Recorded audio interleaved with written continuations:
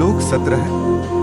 ज्ञानवान और भगवान के लिए भी लोक संग्रहार्थ कर्मों की आवश्यकता यस्त्वात्मर्तिरेव स्यादात्मतृप्तश्च मानवः आत्मन्येव च संतुष्टस्तस्य कार्यं न विद्यते।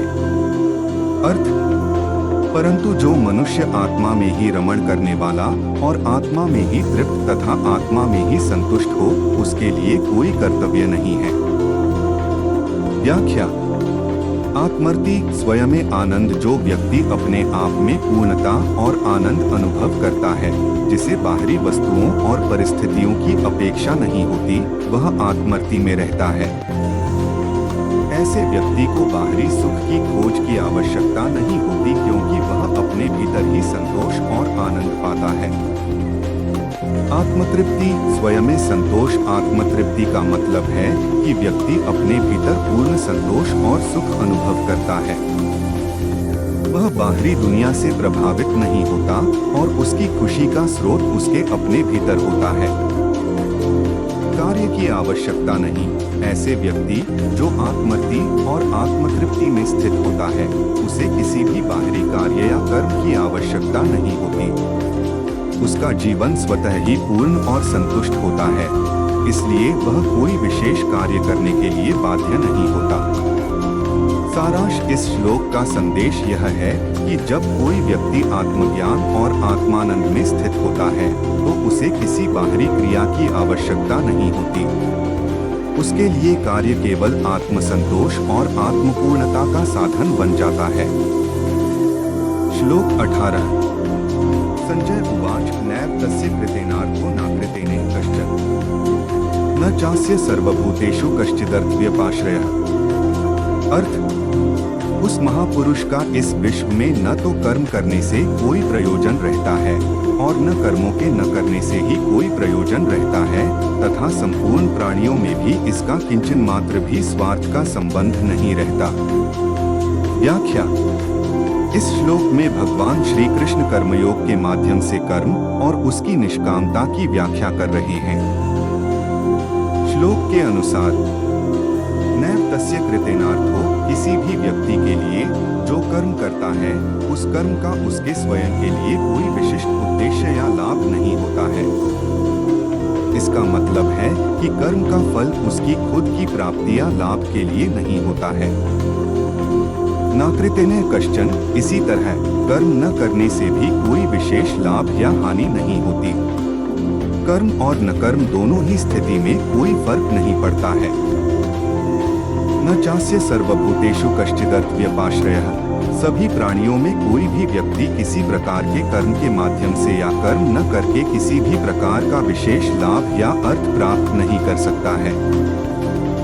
इसका मुख्य उद्देश्य यह है कि कर्मों का फल केवल अपने कर्तव्य की निष्ठा से संबंधित होता है और किसी भी कर्म का फल न तो किसी को लाभ पहुंचाता है और न ही किसी को हानि। कर्म के पीछे का उद्देश्य केवल कर्तव्य की भावना से किया जाना चाहिए, न कि व्यक्तिगत लाभ के लिए।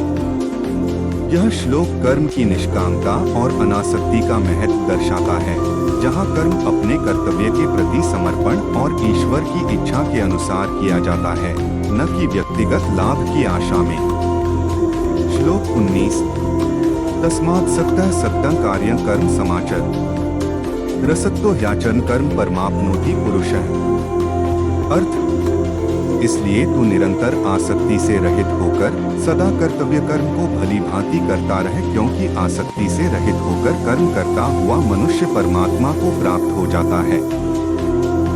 व्याख्या। इस श्लोक में भगवान श्री कृष्ण अर्जुन को कर्मयोग के महत्व की समझ देते हैं।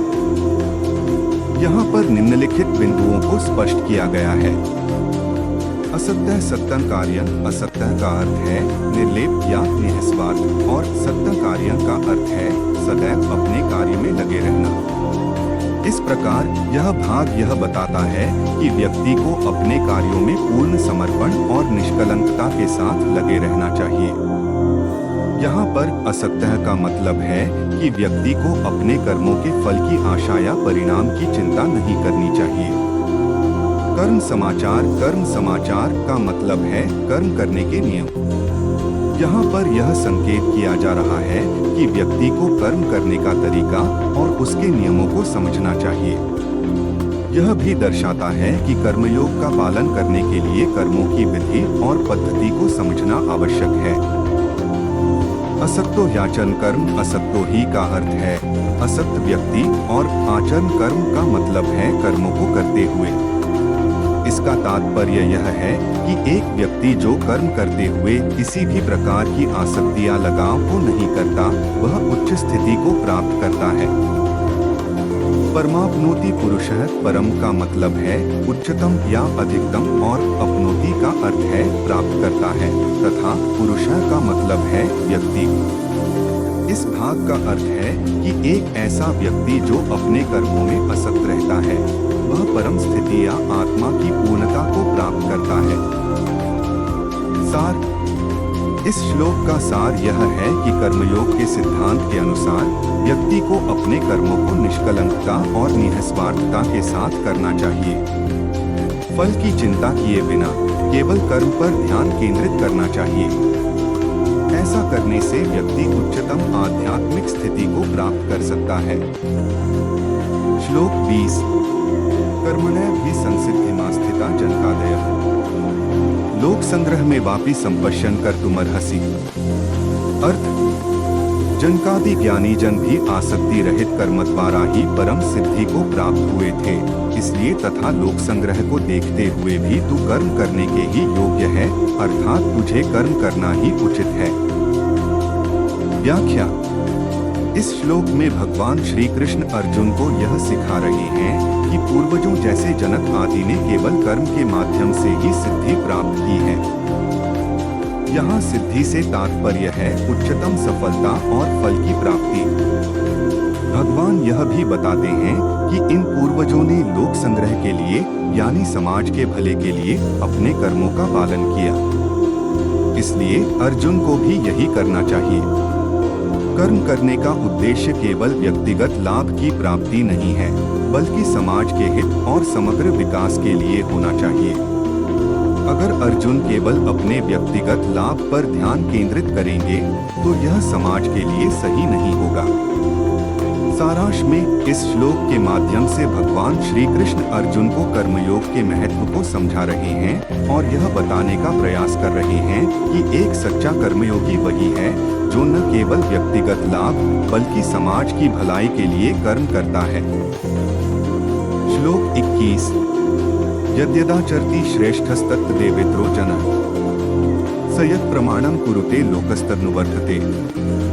अर्थ, श्रेष्ठ पुरुष जो आचरण करता है, अन्य पुरुष भी वैसा वैसा ही आचरण करते हैं।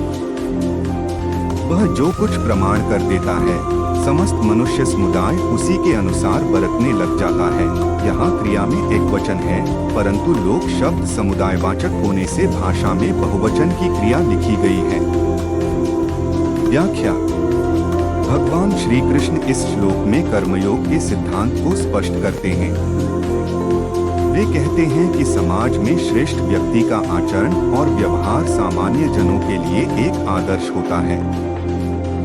जब कोई महान और प्रतिष्ठित व्यक्ति किसी कर्म या आचरण को अपनाता है तो समाज के लोग स्वाभाविक रूप से उसी मार्ग पर चलने की कोशिश करते हैं। इस प्रकार एक कुशल और आदर्श व्यक्तित्व समाज को सही दिशा दिखाता है और उसके आचरण को देखकर लोग उसे अपनाते हैं।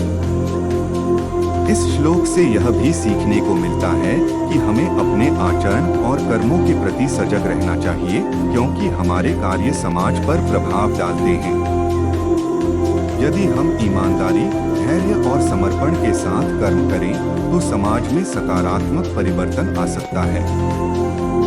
कर्मयोग का यह सिद्धांत हमें यह प्रेरणा देता है कि हम अपने कर्मों के माध्यम से एक सकारात्मक उदाहरण प्रस्तुत करें और समाज के लिए एक प्रेरणा स्रोत बने।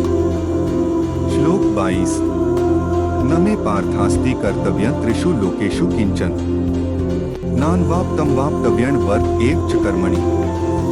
अर्थ, हे अर्जुन, मुझे इन तीनों लोकों में न तो कुछ कर्तव्य है और न कोई भी प्राप्त करने योग्य वस्तु अप्राप्त है, तो भी मैं कर्म में ही बरतता हूँ। व्याख्या। इस श्लोक में भगवान कृष्ण अर्जुन से कह रहे हैं कि उनके लिए किसी भी कार्य को करना आवश्यक नहीं है, क्योंकि वे स्वयं सर्वशक्तिमान और पूर्ण हैं। उनके पास किसी भी चीज को पाने की आवश्यकता नहीं है और न ही उन्हें किसी वस्तु की आवश्यकता है। इसके बावजूद वे कर्म करते हैं। इसका मतलब है कि वे कर्म को निष्ठा और दायित्व से निभाते हैं, जबकि वे स्वयं किसी भी कार्य के बंधन से मुक्त हैं। यह श्लोक कर्मयोग के सिद्धांत को स्पष्ट करता है कि व्यक्ति को अपने कर्मों को धर्म और निष्काम भाव से करना चाहिए, न कि किसी व्यक्तिगत लाभ के लिए।